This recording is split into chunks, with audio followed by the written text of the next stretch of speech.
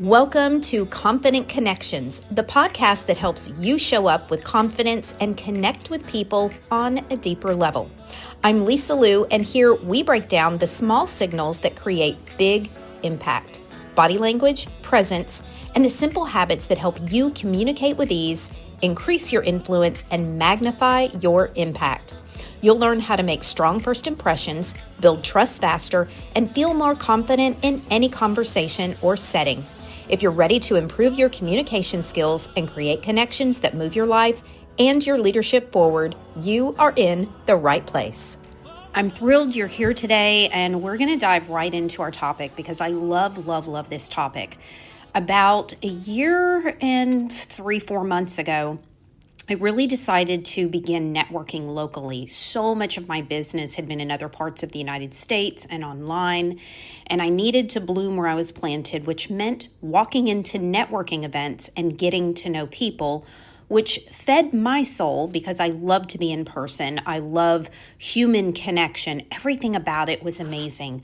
But there were a lot of things that I was noticing, and that It seemed as if people, whether it was because we were in the post-pandemic age and we just kind of forgot how to connect, or maybe we never really knew how to connect in the first place, there were people that did not know how to ask great questions and to carry on a great conversation and really get to know each other beyond just the very typical shallow questions that maybe you would walk into a networking event and ask. So that's what we're talking about today. We're talking about how to not have awkward conversations, how to have real, authentic connections.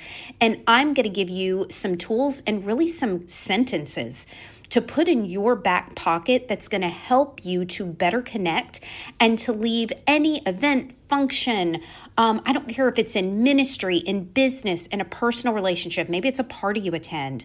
These things are going to help you, okay? So we're about to dive into all of that. But first of all, I wanted to talk to you about ButcherBox. My family has been using ButcherBox now for maybe 2 years. And if you're not familiar with ButcherBox, it is antibiotic, hormone-free, humanely raised meats. They do not compromise. 100% sustainably harvested seafood, free of over 200 banned ingredients. This is my go-to for me and my family because I want to make sure that the kinds of meats that we're getting are superior. And I know that I can trust ButcherBox. They have pork, they have beef, they have chicken, they have turkey, they have seafood, and it's all absolutely delicious. It comes to your door completely frozen. We get ours every single month. If you would like to go check out ButcherBox, go to lisaluimpact.com/meat and use the code LisaLu for a discount off of your first order. lisaluimpact.com/meat. Okay, let's get into it. So I'm going to give you a scenario. Really just think about if this sounds familiar to you, okay? So this particular scenario is a networking event, and this is the kind of thing that I was running into all the time and still do. All right, so person number one, hey, Tim, what do you do? Person number two, I work construction. Person number one, that's nice. So what got you into construction? Person number two, my dad was in it. Person number one, oh, wow, that's great. Person number two, yeah. Person number one, okay, well, nice meeting you. And both parties walk away completely unmemorable. Does that sound familiar to you?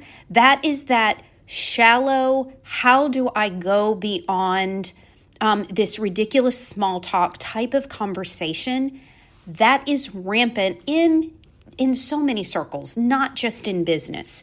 But if that didn't sound familiar to you, I tell you what, you keep doing what you're doing and go into the places you go because it sounds like you got some people that connect well in your life. So this was just such a typical conversation that I would observe. And when I would try to go deeper, I often found the other person just it's like they didn't really know how to connect. They didn't know how to ask me questions back. And I am only responsible for my part of it, but it did make me dig deeper, easy for me to say, and learn, how do I begin to unearth the gold in other people, really get to know them on a deeper level when maybe we only have, a minute to 10 minutes to really hang out.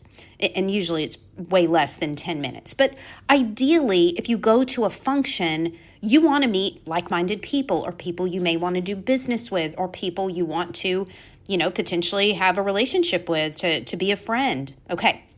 So what I'm going to give you today are 3 openers. Okay. These are conversation openers, conversation starters to help you stand out when meeting someone new. And I'm actually going to give you 6 because I want to give you 2 different scenarios. The first is professional, and the second can really be anywhere, anytime. Okay, so let's talk about these 3 openers that you can put in your back pocket. So if you don't have a pen or pencil, you may want to grab one now because these are gold. Okay, this is more than just your typical, hi, what do you do? There's nothing wrong with that question, but typically others don't exactly know how to answer. And that may sound silly, but unless they're a salesperson or, a hairdresser, something that's very simple to explain, they either don't know how to explain it well, or they may go into such grand detail using words that maybe you don't understand their industry, so you're not really understanding them. So how can we start somewhere different other than just what do you do, so that we can begin with more of a connection? So here's our 3 professional openers. Number 1, what's something that energizes you about your work? So what's neat about this, I love this question actually, because you don't know at this point, are they a banker? Are they a dog walker? Are they, what do they do? Who knows? So this is a way for them to tell you a bit about what they do by diving into the heart behind what they do, like what energizes them. So that's number 1. Number 2, what's a recent win for you or your team?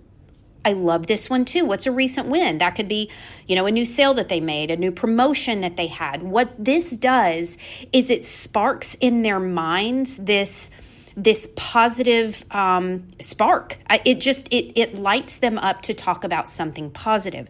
So that way, where you go next in this conversation, you already have this rich foundation where they got to share a win with you. With a perfect stranger, you get to hear their win. That means that some walls are broken down, and that's going to be a deeper connection. Third professional atmosphere question: who has inspired your leadership style? Who has inspired your leadership style? One of the reasons I love this question so much is so many of us in business, we do read personal development books and professional development books and, go to seminars, and we really invest in ourselves. Not everybody does, but a lot of us do. And so what this does is it gives, all of these do this, but it really gives you somewhere to go next in the conversation. If someone were to ask me that question, who has inspired your leadership style? Well, my main answer will be John Maxwell. Now, I have a lot of mentors in the leadership space, but he would be at the tip, the top of what I would say. So many people are familiar with him. It's really great because then they can come back and say, oh my gosh, I love this book of his, or I went to this seminar. And if they don't, it's an opportunity for me to tell them a little about him and recommend a book. Do you see how these things just go a little bit deeper and help that connection happen a little bit faster? So let me give you those 3 again. In a professional setting, what's something that energizes you about your work? Number 2, what's a recent win for you or your team? Number 3, who has inspired your leadership style? Okay, now I'm going to give you another one, and I call this light and easy because it could be in a networking event, but it also could be at a Christmas party, or you go out with some family and friends and someone invites somebody new to the table who doesn't know anybody. What do I say to them? How do I really connect with them beyond what's your name, what do you do, where do you live? Okay, so here we go. Number 1, read or watched anything great lately? This one is sometimes all you need to just go off on an amazing conversation with somebody because they probably have read or watched something great and they get to tell you why. And if you are interested in that, you get to ask them more. If you're not, you could say, tell me more. I'm not even familiar with that documentary or that person. So you're just going a little bit deeper without getting deep, right? So it's not tell me, your all your childhood secrets type of deep, but it's so much deeper than just what's your name? Where are you from? Why are you here? Number 2, what kind of projects light you up? What kind of projects light you up? This is fun because your creative types are going to have no problem giving you a list, right? Those who may not be as creative, maybe for them, it is their work. It is a project that they're working on at work or in their ministry or, in their family even. I'm building a fence in my backyard. Oh my gosh, that's so cool. Tell me about it. Are you doing it by yourself? Do you have some help? Are you hiring it out? So the point is that it helps you go to the next step and get to know that person a little bit more quickly, okay? So that was number 2, what kind of projects light you up? And number 3, what's one thing you're looking forward to this month? Again, it just gives that positive spark, that positive energy, and it allows them to light up talking about something they're looking forward to. And then you get to ask them more about that and then share something about something you're looking forward to. Don't forget that part of this. There's a difference between asking questions and interviewing somebody. And when we're constantly asking question after question, it can feel a little overwhelming to the other person and even maybe make them feel that, if you're not sharing anything about you, then it can feel a little bit inauthentic and one-sided. So make sure after you listen to them that you come back with something relevant to the conversation. You know what? My dad built my fence in the backyard last year and man, it's been the best thing, whatever, right? It's a way for you, for this is a tennis match. You're batting the ball over the net and they're batting it back and it's this back and forth. But sometimes that's just hard to do and it's hard to know how to do, which is why I find having these in your back pocket, it's so brilliant. Speaking of in your back pocket, I have free conversation starters that you can download completely for free right now. They're called How Not to Be Awkward, 48 free conversation starters. And they are in different categories, right? So not just professional, but there's light and easy. There's some that go a little bit deeper without getting creepy or weird.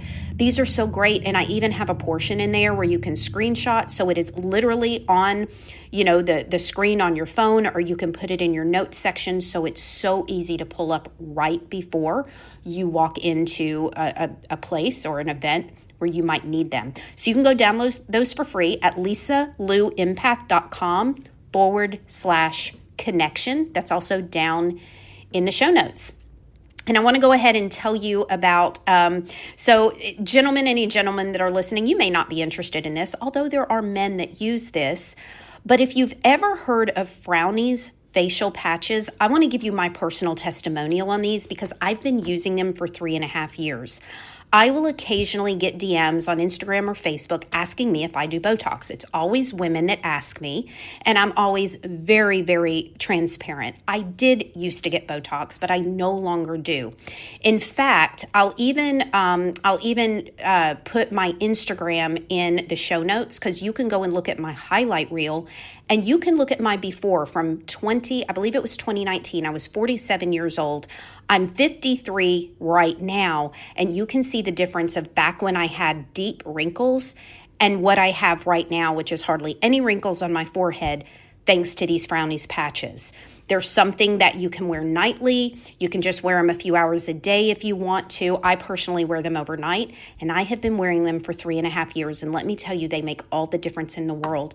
They've also been around for over 100 years. They are safe, they are effective, and it's an amazing alternative to Botox if that's not your thing. Or if you do get Botox, it can help it to last a little bit longer, okay? So go check it out. You can get a discount by using the code Lisa Lou. Go to lisalouimpact.com/frownies, lisalouimpact.com/frownies. Okay, now we're going to get into our memory of the week. So this, I tell you what, this is so near and dear to my heart because it just made my heart flutter. If you don't know what the memory of the week is, I explained it in full in the very first podcast.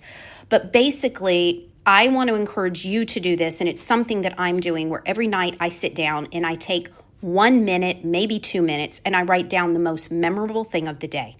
I am not a journaler. Every time I've tried to journal, I just fall flat on my face. If you're a journaler, phenomenal. It's just not something I've been able to be consistent with.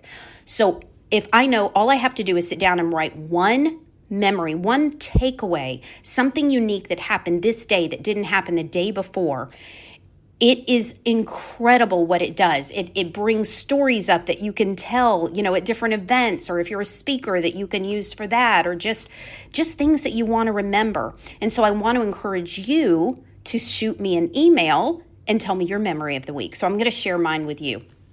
So Christmas just happened. At the recording of this podcast, Christmas happened last week.